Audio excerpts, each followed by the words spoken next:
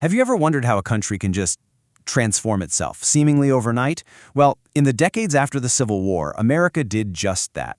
It went from a nation of farms to this global industrial powerhouse, at a speed that was just, well, breathtaking. So the question is, how on earth did that happen? How did it happen so fast? Well, it wasn't just one thing. It was this incredible, powerful chain reaction. And the answer, the spark that lit the whole fuse, it's actually simpler than you might think. You see, it all started with an engine. And I don't just mean a literal one. I mean an engine of change that would basically remake the entire nation from the ground up. And that engine was the railroad. So this is where it all begins. The railroad was the prime mover of this whole story. And the sheer scale of its growth is honestly kind of hard to wrap your head around. But to put in perspective, just think about this number. In just the 20 years after the Civil War, the amount of railroad track in the country tripled. And then, believe it or not, it tripled again over the next 4 decades. I mean, this wasn't just laying down some track. This was like wiring up a completely new country. And this explosion had this massive ripple effect that went way beyond just moving stuff around. The railroads, they became the first giant corporations, which meant they had to invent totally new ways to manage everything. And for the first time ever, they stitched together these remote towns and huge cities, creating one single, truly national market.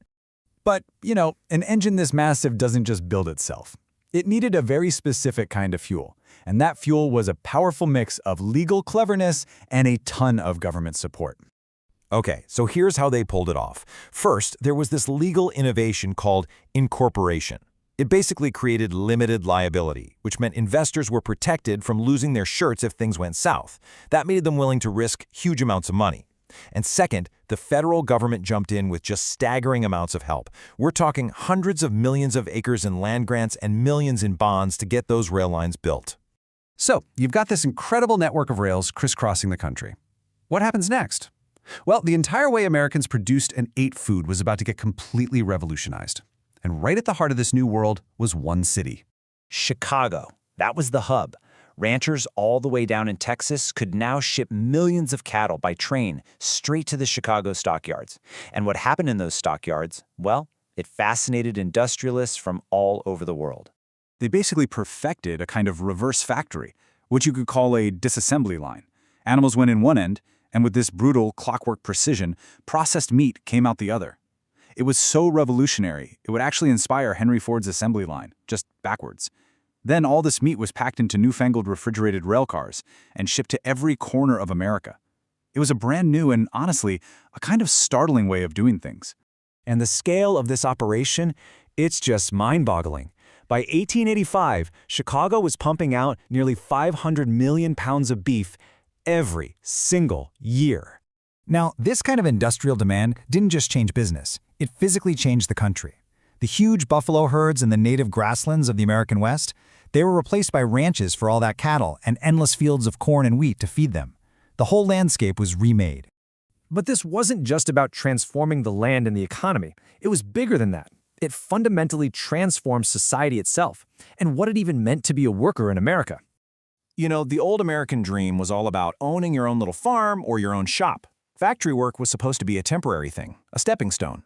But this new industrial scale, it created something totally different, a permanent working class where most people were going to work for a wage for their entire lives.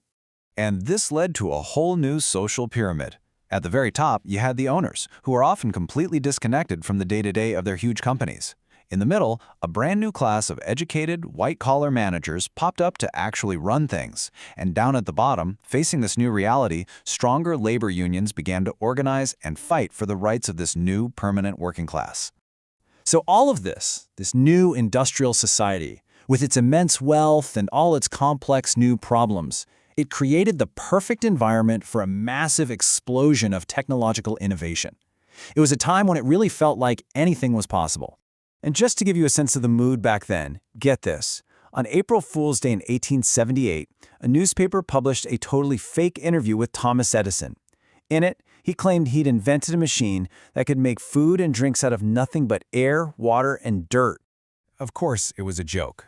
But what's so telling is that Edison's office was flooded with letters from people wanting to buy one.